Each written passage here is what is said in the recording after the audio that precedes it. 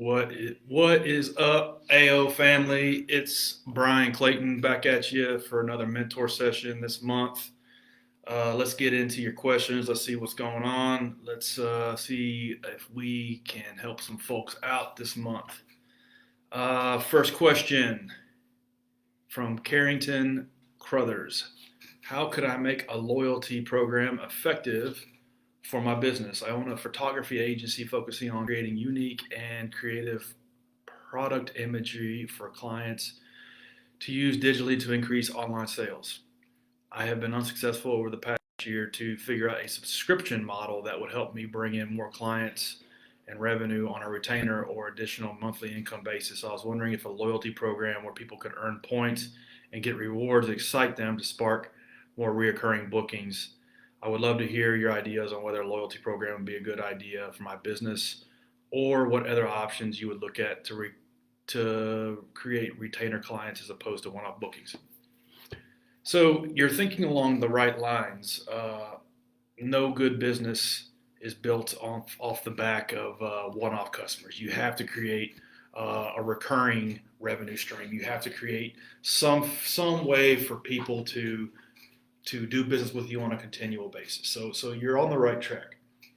I don't know that a loyalty program is going to be worth spending your effort on. Because think about it.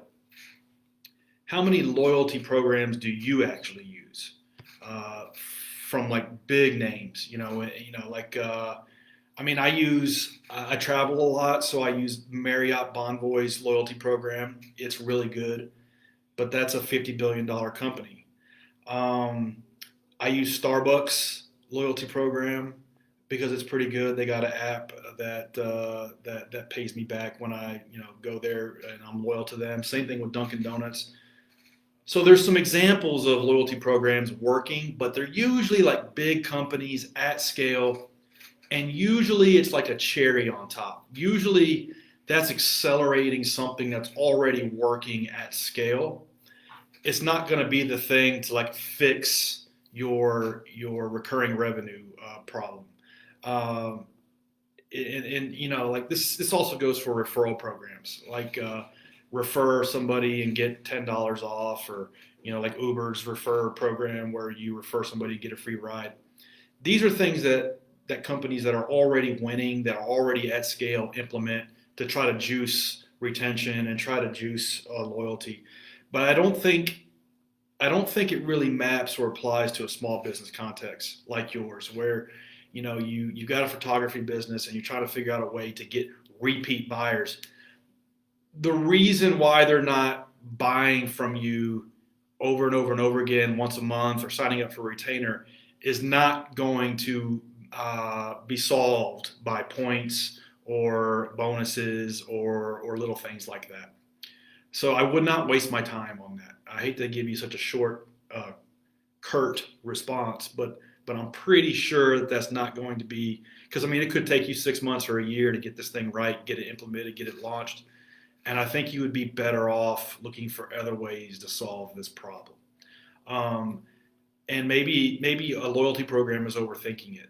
Maybe like try to like take it back towards like a package level. Like, hey, yeah, if you hire me to come in and take 5 photos for you, it's this price. But if you want 5 photos a month, it's this price, and you can just pay me once a month. Or 100 photos a year is this price. Figure out ways to get a recurring revenue stream and a commitment on a 6 month to a year basis from your best customers, and get it working with like one or two customers. Pick your two best customers and try to figure out some kind of way for them to subscribe with you on a retainer basis. If you can get it working with one, then you can probably get it working with 10. But so often when us as founders we're trying to solve these problems, we want to like solve it for the entire company. We want to like we want to just build this big thing, when in fact you really only need to get it working for one customer. So do like I have a motto: test and then invest. So try to tinker with this thing. Maybe take a year, take the next 6 months, and tinker with some kind of subscription model with your two or three best customers. That's a win-win. they're going to save money, but they're going to do more business with you. It has to be a win-win. There has to be a reason why they want to do this thing differently than what they're accustomed to doing. Hope that helps. I don't have a specific silver bullet answer for you, but I'm pretty sure trying to get some kind of loyalty program in your business is going to be a waste of time at this stage of the game. Next question from Brad Letchworth. How do you know when is the time to leave your full-time job and go all in on your business? I am currently a full-time firefighter and paramedic for a local municipality and have 13 years of service invested with 12 more for retirement. The climate has changed drastically, and although I never dreamed I would ever consider leaving the fire service, I find myself struggling to find a reason to stay. My business has been growing slowly over the last several years, but it's still not the point where I feel comfortable leaving guaranteed income from my fire job. However, I am totally burned out and ready to leave. It's the fear of holding me back and the lure of guaranteed income and benefits that keeps me there. So how do I know when is the right time I should make the leap? So on the one hand, there's a lot of advice to just take the leap of faith. Just do it. You'll never know until you do it. Just get in there. It'll work itself out, which is usually true. It's usually, most of the time when you're starting a business, you kind of have to go all in and you have to do what they call burn the boats. And I'm sure you're familiar with this story, but for those who aren't, there's a story about I think it might have been like a Viking general that when he would land on shore with his Vikings, he would literally in the harbor burn the boats. So his soldiers knew they had to fight to the death because there was no escape. And so there is a school of thought that in small business, particularly, you got to take a leap of faith and it'll work itself out. Usually that is true. However, looking at your situation, 13 years of service with 12 more for retirement. 12 years is a long time. If you told me you had 5 more years of till retirement, I'd probably tell you to stick it out because I know those municipality retirement pensions can be pretty lucrative, and then you can use that money to invest in real estate and all kinds of different stuff. So, 12 years is a long time. It would be nice to know what kind of business it is and what your gross sales were and stuff like that. But as a rule of thumb, I would just do the math. I would sit here and say, look, I'm working 3 days a week in my side hustle. If I was able to work 6 days a week, I can replace my income. And if you can confidently say that, you can make as much money in the small business as you can in your full-time gig, even with buying your own insurance, things like that, then I would do it. But if you can't connect the dots, then that could be a step back. And the journey of a small business owner can be the best thing that somebody does with their life, but it can also be the worst thing. If you don't do small business right, it can be something that sets you back in life. And so I'd like to see you be able to say, hey, I'm making $500 a day or $1,000 a day or whatever, running my business 2 or 3 days a week. If I quit this job, I can make more money in the small business. Until I saw that line of sight, I wouldn't make the move. And just because you don't have the sales, you'll get the sales. If you're doing it full time and you're working with people at AO, you can figure out a way to build a sales system to get there. But just rough back of the envelope math should be able to answer that question for you. Hope that helps. Next question, Vensa Dejan Vasca. I need help knowing what kind of content to post on social media that increases brand awareness and leads. I have a new coaching business helping professionals succeed in their careers, personal lives through transformational conversations and actionable strategies. Example, getting a salary increase, improving executive visibility, dealing with relationship matters, increasing confidence levels, etc. Unlike fitness photos that usually show before and after transformations, my client results are not visual. Looking for ideas to showcase wins uh, to get leads from social while maintaining client privacy. Okay, so the first thing I would do is I would focus on one social channel. I wouldn't try to do all of them because they're all so different. It's hard to be good at all of them. For what you're doing, I'm not a big TikTok guy, but I'm guessing TikTok might be the best one. Then maybe Instagram, then maybe LinkedIn. And I would just focus on one, and I wouldn't worry about like the visual before and after so much as I would say I would create helpful content, real short videos. I'm no social media guru, but I consume a lot of social media, and like Tyler McBroom, who I think is a mentor here at AO. I mean, that guy, like, I watch his channel on small business tips, and here I've built two 8-figure businesses, sold a $10 million business, and I watch Tyler McBroom's channel.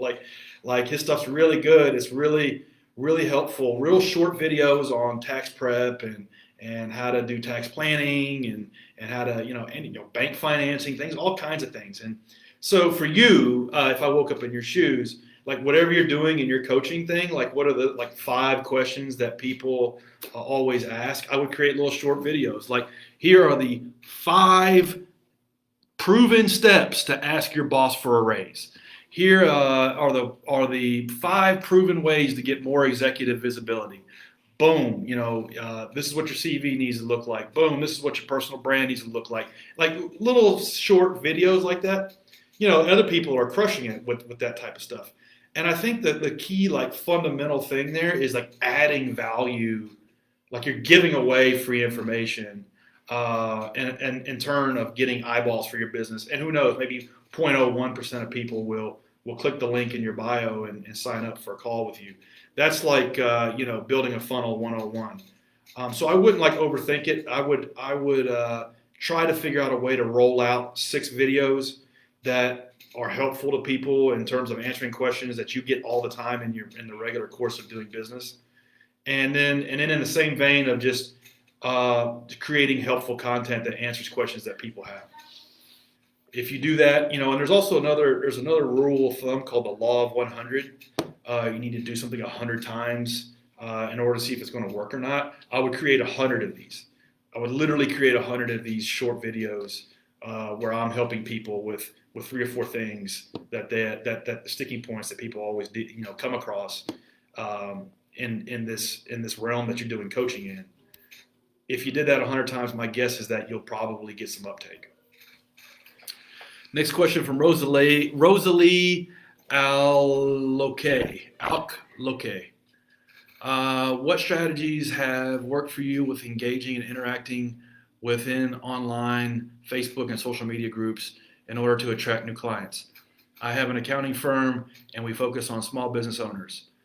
This month we joined a few groups on Facebook to introduce the firm to more people looking for ideas to attract new clients. Facebook groups are a really good way to get new clients. And what I would do is 2 things. One, I would just post once a week, say, hey, my name's Rosalie. I'm here to help out people with their basic bookkeeping. If anybody has any bookkeeping questions or anything, feel free to hit me up. I'll answer them for free. And if anybody's looking for any services or a new accounting firm, feel free to hit me up. We have a free audit that we give, this month only or something like that. So that's the first thing I'll do. I post once a week, maybe in each one of them. Some groups will be cool with that. Some groups won't. And then you might be able to sponsor some posts in some groups. A lot of these admins, like for 50 or $100, will let you post an advertisement. So I would do that. And then the next thing I would do is every day I would go to these groups and I would literally join 100. Whatever market you're serving, small business groups, industry specific groups. Let's say you work with, landscaping services. Like I used to have a landscaping company, or construction companies or remodeling companies, whatever. There's groups for all of these industries. I would join them all. I would literally join 100 of them, maybe 1,000. And then once a day or once a week, I would go through and scroll through all of the chatter that occurred in the group within the last week. And then I would do Control F, which is find, and then I would type in a keyword: tax, bookkeeping, accounting. Maybe those 3 keywords. And then anybody asking about accounting or tax related questions, I would answer their question. Like somebody say, hey, can I deduct my vehicle if it's less than 8,000 pounds? And I would answer their question for free. And it's like, if you need any more help, feel free to DM me. If you did that, over and over again, and as time went on, you could develop a SOP, a standard operating procedure on how to do this, and you could pay somebody to do it. That's one of the best ways to get free customers for a lot of different kinds of businesses, particularly in accounting business. Next question is from Leanna Kolinsky. How can I find money to pay for things as a business owner when cash flow is super tight and we just don't have enough money for certain things like websites, marketing, etc.? I've been trying to set up a website myself, but it's been very difficult. I checked YouTube, how-to videos, tutorials, and it's been confusing for me. I've looked into Fiverr, but I am hesitant. I know I need better e-commerce website and some other things for the business in order to grow sales, but I feel stuck knowing how to get it done and pay for it. What did you do to find money to pay for things in the beginning? Okay, so I'm trying to figure out how to answer this question. If you want a so why do you want a website? So that would be the first thing. Like anything you do has to pay for itself. So, I'm hearing how you're approaching the website, Fiverr, and so on. It doesn't sound like the website is core to your business. I don't know what your business is. So the website might not be that important. You may not even need a website, honestly. You could probably get by with a Facebook page, a Google My Business page, and maybe a Wix website, Wix, real easy to set up. Squarespace.com, another one, really easy to set up. And just move on. It doesn't sound like you're in e-commerce, right? If you were in e-commerce and you sold all your stuff online, you would have a very different approach to how you built a website. So you may not even need a website. The next thing is a lot of times as a founder, the hat you wear is one of what's called a capital allocator. It means money comes in and then you put money back out to work. And I don't believe in going out and taking on a bunch of debt to fund things. I think it gets you in trouble as a small business owner. So I would literally save my money to buy the things that I needed to buy, invest in the things I need to invest in to grow the business. So it may just mean that you need to take a little time. You take 6 months, save up some money until you can afford a really good web developer. But it does not sound like you're in the e-commerce business. So you may not even need a website anyway. So I would question that first. And then the next thing is I would do everything myself that I could. I would get on Wix.com or Squarespace.com. Those things are really, really plug and play. You can do it. You can do them yourself, and then move on. And then if you decide you need to invest 10 grand or 20 grand or 50 grand in a really good website, like e-commerce is the way to go, then I would literally save up that money and then invest that in it. But I'm willing to bet that you're probably better spending your money on something else other than a robust website right now, because it doesn't sound like you're in the e-commerce game. Next question is from Kelly Killingsworth. How do you deal with feeling vulnerable and anxious after letting everyone know everything about your business and what you're all about? We strive for excellence as an excavation company specializing in trenching, site prep, road work, aggregate hauling, and heavy equipment operations. I'm feeling really vulnerable right now. I'm super anxious. I'm going to all the general contractors, city halls, fire, residential builders, social media platforms, and really letting it all hang out to land a job, subcontract. I didn't expect to feel like I am right now. I think you're overthinking it, to be honest. I mean, don't take this the wrong way, Kelly, but nobody cares. And this is a mistake that I've made a lot. One time, I'll give you a quick story. I used to run a contracting business, and I felt the same way you felt. One time, My business was sued by the Department of Labor because we were miscalculating how we paid our guys overtime. We paid some people as salary when the Department of Labor uh, calculated them as hourly. And we had a $550,000 fine from the Department of Labor. $550,000. This made CNN, literally CNN covered this. My business was on like a 60-second blurb on CNN, and I thought it was the end of the world. I thought all of my customers were going to fire me. I thought everybody was going to. I was going to be like the laughing stock, and so I prepared this big thing where I was going to go talk to all my customers, and none of them had even heard about it, and the ones that did didn't care. So the thing is, nobody cared. So my point is like these things like we look at it from the founder's logic when in fact like our customers, other people, they don't care. They literally don't care. So you do what you got to do to sell jobs, bid work, get business. Don't feel vulnerable like you're letting it all out there because nobody cares. Hope that helps. Next question is from Trent Pijas. I work in commercial real estate and specialize in medical dental offices and clinics. My company consists of myself and my father, who has worked in the industry for more than 25 years. I've come to find that his business primarily revolves around referrals. And while this works for him, it does not work for someone like myself who's new to the industry. We don't have a large corporate sized budget, so expensive SEO options, similarly priced tools are hard to justify. I know advertising is of huge importance, but I want to utilize it however I can, but I need to stay under budget for $15,000 a year or less.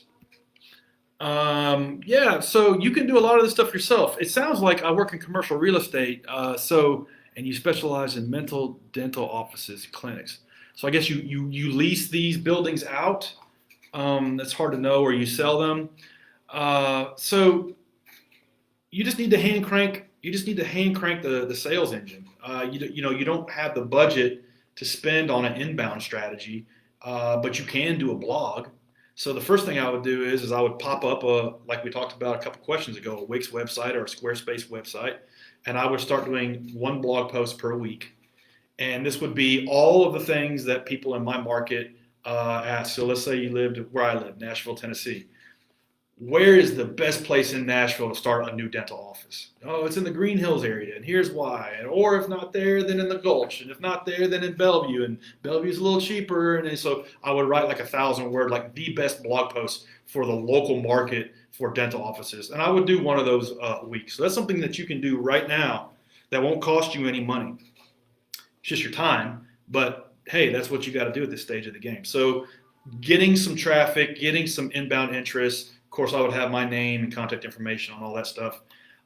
Is something that I would do. The next thing I would do is I would focus on one social media channel, and I'm guessing for you it would be LinkedIn. And I would create content for that channel, maybe even YouTube. And so these would just be real short pieces of content around what things you should consider when looking for a new dental office. Is there some special like ventilation that they need, or is there special like structural considerations, traffic count, square footage that like does a 5,000 square foot office, is that too big for a dental office, or is it like what's the sweet spot? All of these things that your customers have questions around, I would create that content. So that's two inbound things I would start doing. The next thing I would start doing is on LinkedIn, start developing a prospect list. Doing an outbound strategy. Who are the people that I'm trying to reach? What do they look like? Where are they hanging out? Are they on LinkedIn? Are they on Facebook? Are they on Instagram?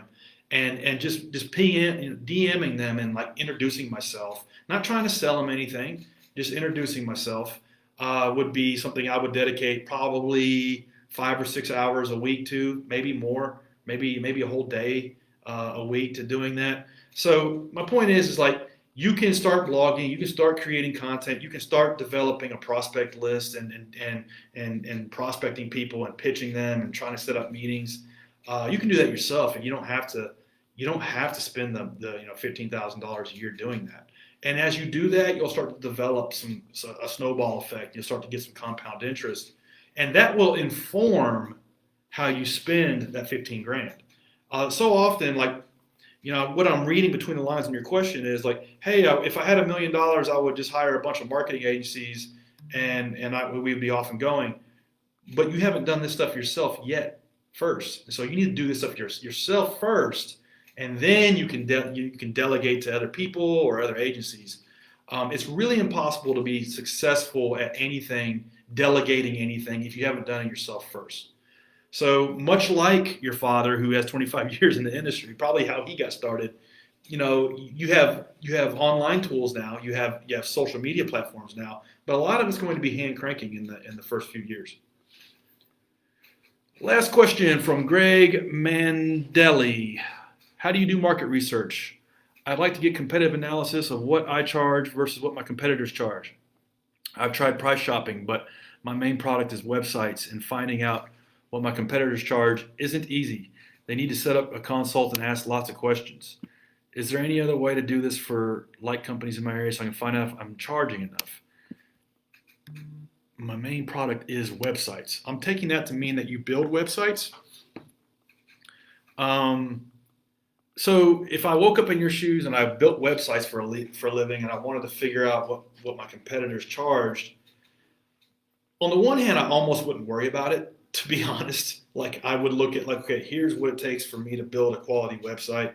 Here's how I build it. Here's how I figure out what the client needs, and here's how I match them with one of my options, and here's my profit margin. So I almost wouldn't worry about it. But the one thing about building websites is, it's not a local market very much. Like, you can hire somebody from around the world to build a website for you. So I would get on Upwork.com. That's a great platform that people use to contract other people to build a website for them. That'll kind of let you know what's in line, what you can expect to pay. The other thing is I would join a bunch of Facebook groups for other companies building websites, and you can just ask them, hey, what's the going rate for a website for a dentist company with $1 million in sales? And they'll tell you, somebody in Houston, Texas will tell you what they charge, and somebody in Chicago will tell you what they charge. So that's one way you can get kind of real information from competitors who maybe you're not competing head to head with. But there's a Facebook group for everything. I would join a bunch of Facebook groups for my industry. I would look at freelancer sites like Upwork.com, and that should tell you if you're in line or not. All of that is kind of underscored by I almost wouldn't even worry about it, to be honest. I would. You want to be in line, but I wouldn't. I would just focus on building the best damn website for my customers at a great price, rather than trying to beat my competition. That's how I would look at it. All right, y'all. That's all the questions this month. Hope that helps. See you guys next month. Everybody keep grinding, and holler at you later.